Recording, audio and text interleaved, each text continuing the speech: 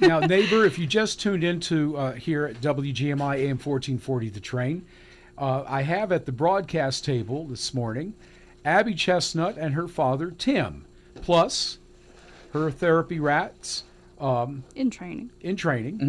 Xavier and Vincent. And if you're watching on Facebook at healingwhiskers.com, well, it's on Facebook. It's on Facebook, okay? Healing Whiskers. And Xavier is the gray one, and Vincent is the white one with the white fur, the predominantly white fur. They both have gray on their heads and things like that. But so you could tell the difference. Mm-hmm. Now, so what's going on is that Abby had reached out to WGMI Radio, and she's a 25-year-old who is a pet product influencer, a blogger, an animal lover, and a therapy rat handler. She lives in Rome, Georgia with her family, as well as 5 dogs, 2 cats, and 2 rats. And after attending Berry College, I went up there once. You like That's a beautiful place. And the deer run around, and you have eagles up there, bald eagles. I used to work at the sheep barn there. Okay. Yeah, that was fun. Yeah, Amos barn. Careful. Sheep barn. Yes, I worked at the Amos, sheep. Amos Sparks took me up there one sunny morning. It's beautiful up there. I didn't realize. So Martha Berry Highway, 27.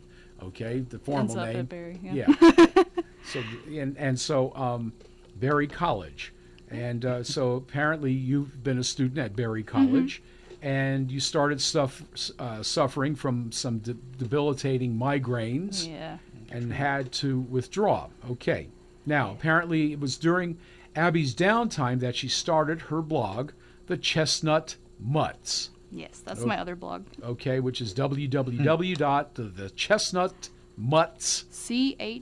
CHESNUT. MUTTS.com. And after owning the rats and learning that they can be registered therapy animals, okay, Healing Whiskers was born. Now, healingwhiskers.com started again in 2016, documenting the adventures of training and visiting with a therapy rat. Now, besides showing cute photos and videos, Abby also informs you, neighbor, about rats, and more specifically, therapy rats. And so that's why she's here, as part of this this finalist contest that, they would like to be. She's been, what was it? You've been announced as a finalist for the Blog Pause Nose to Nose Awards. Yes. And Blog Pause, again, neighbor, is the first and original professional association and conference designed by and for pet bloggers and social media influencers. And Miss Abby was selected as a finalist for the Best Beyond Pause Pet Blog. She was also nominated for the Best Unconventional Pet Blog in the year 2017. And this was designed to honor the best in the pet blogging and pet social media influencer world. There are 52 finalists in 13 categories that have been selected by a panel of industry professionals. The 13 winners will be selected by judges based on creativity, expertise, and performance in their respective categories. And the winners will be revealed in an exclusive red carpet ceremony at the 10th Annual Pet Friendly Blog Pause Conference. That's at www.blogpause.com, which will be taking place later this month, April 18th through the 20th, over in Kansas City. Going to Kansas City, here we come. Okay, Missouri, at the Sheraton in Kansas City. And the winners will receive a trophy and recognition by peers, and hopefully they'll get some other things as well. And so Abby is available for commentary and interviews in conjunction with this honor. And neighbor, so if you happen to have a child in school, and if you're within the sound of my voice, and I don't know where, look, because of the internet, we also get beyond our signal area. Yeah. And the point is, if you're interested in having Abby and her dad, Tim, come by and teach and show, like a show and tell, what number would they call, please? Well, I'd rather Or get an email. Email? Okay. Yeah, fair email. enough. Email is great. Okay. Telephone? How quaint. I know. It's best to reach me by email. Okay. It's the same as the website, so it's healingwhiskers@gmail.com. We usually do events through our local therapy group, Compassionate Paws. We have a link of their website on our website, but we can do things on our own if we want to. Well, I mean, there was a time when I was a child. I remember show and tell. Dad used to. My parents were split up, so Dad would bring stuff from the Poconos, eggshells, pine cones, fungus, fungi, and and things, and I would bring it into class, and I went to school in Sodom and Gomorrah. So what can I tell you? We'd open up the box and like, oh, this is what we have today. I always had something different because city kids, we have a different perspective than kids that grew up in the country. I luckily did have the opportunity to grow up in the country. We burned wood and coal. We lived on 133 acres on a dirt road. We were either during the wintertime first plowed or the last plowed out. Okay, so I know. Get out there and get the kindling wood, feed the goats, feed the horse. And all that. We had a garden. We had a big garden. No, we didn't have acres of garden. We just had. We had. It was less than an acre, but it was kind of big. So, anyway, this is a good thing for children as well as adults. Yes. I'm telling you, neighbor. I mean, can you come over here with I want to pet them. They looks like there's so much. I mean, I did get to pet them before we went on the air, but I mean, I'm jealous. I want to have some fun with this. Hello, you guys. You guys went to sleep on me. Oh, they went to sleep. Hello, baby. Okay. Hi. See? You want to give me a kiss? You want to give me a little... Did they kiss? No. He might. Hello. You want to give me a kiss? Hello. Oh, look at that. Did you sign the waiver? I'm waving at you. Yeah, no, they're precious. Oh, they are. Look at this. This is That's Xavier. this is Xavier, and this is Vincent hiding back here. Hello, sweetie. How are you? Yeah, this is so cool. Oh, he wants to bite on the windscreen on the microphone here, the Shure SM7. Okay, hello, baby. You want to come up and join me? You want to come up? We gotta. You can't. Okay, all right. Okay. It's a bad habit. Okay, no, mommy doesn't want you to do that. Okay. Oh, this is so cool. Neighbor, I've never done anything like this before. This is so different. That's why I'm doing this morning. I've taken the time this morning. This, neighbor, you need to, it's a different outlook. And if you're able to see this on Facebook at Healing Whiskers Live, we're live on Facebook right now with this. This is pretty cool. This is different. Our feed might have cut off because my phone died, but it's okay. Okay. It'll be posted later. All right. Well, so you get back on the mic, and I'll hand this back over to you. This is so cool. I am so grateful that I had. Hey, neighbor, you think I'm crazy? Yeah, you're right, I am.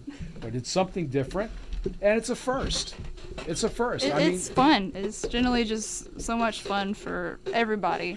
Now, in the cage, what do you have at the bottom of the cage? Wood chips? Do you have what is it that you put at the bottom of the cage? I actually use fleece with like towels underneath it. And you sew these things that. This is like a little snuggle sack. I actually sell hammocks for rats as well. We actually have Etsy. It's on our website as well. So. There's nothing much there right now, but I'm going to get back on that sewing machine, and I'm going to sew some things. Well, Bremen was known for as the clothing capital of the South. I mean, basically make whatever folks were wearing. It was made here in Bremen at one time or another, So, I mean, it seems like everybody knows how to use a sewing machine in this neck of the woods. I mean, that's like second nature here. If you're not fixing a car or a vehicle of some sort or a tractor, you know how to sew, right? You know. A lot of rat owners actually sew things for their rats. There's groups on Facebook specifically for that. It's really cool. A lot of rat owners have to think out of the box, and they like to be creative with their cage setups. it's a great community. There's some flaws in it, but generally, people who own rats are generally pretty cool. Okay. People who like rats are cool too. Yeah. You know that those people have an open mind. Some people are just like, nope, not gonna even get near the rats. But well, that's why. See, look. Truth be told, I could have pulled out a couple of records from secular music that I grew up listening to, and I said, there was Captain Tennille with Muskrat Love, and there was Michael Jackson with Ben, and there was the film Willard or whatever. I mean, there's all kinds of things, and I said, no, I'm not going in that direction. I won't do that. That's not right. I want to help. Yeah, that's why I want to help you folks. To get over that image, and that's why it's like, hey, we've really. There's a lot of people that we have. Oliver, in his therapy career, we have at least visited like 700 people, like around that many, and that's just like in a year. So maybe a little over a year, because some of it was his training, but the reaction that we get is usually positive, which is great. I'm thinking the film industry. Mm-hmm. Will they be able to be utilized in commercials? Can they be trained to appear, If I were gonna have a rat for that, I would specifically get a rat for that. Okay. I'm mostly concentrating on them being like really relaxed around other people, but they're very trainable. I know somebody who actually had a rat in film. But I like to focus on just a couple of tasks that they're really good at. Our potty training is a must. So they're actually potty trained on paper towels. Okay. So I always have paper towels with me. Okay. And that works out. What about with children with autism? We've been to an autism walk. It was right after an autism walk, and there was children everywhere. We were one of the last people to get there. We got there a little late, and we got swarmed with kids. And Oliver was so chill. He handled it really well, with all these little hands, everybody touching him. He did so good. Even some kids grabbing. He took it. He was great. And that's just training. He loved his job. So we've special needs kids really respond to the rat therapy. Some kids don't really like dogs. They could be scary. Is there another noun that should be used in place of RAT? Nope. Okay. I mean, they're rats. I mean, that's kind of what we're trying to do is, that I actually was asked that by one of our in the therapy group, like, is there another word we can call him like our rodent? Like, well, he is a rodent, but more specifically, he's not a rabbit or anything. He's a rat. That's what he is. But because just seeing that, like somebody asking me that, like, there's something wrong here. Like, why are we associating it with something negative? Well, the bubonic plague. Yeah. During Well, the Middle that Ages. was the flea. Yeah. You can blame the flea. Sorry. But if we can get past, like, not all rats are bad. It's and there's some really cute ones. He's staring at me, and it's really cute. He's precious. He is precious. He's precious. And these guys are just like a month and a half old. Hi. So, and they've gotten so big.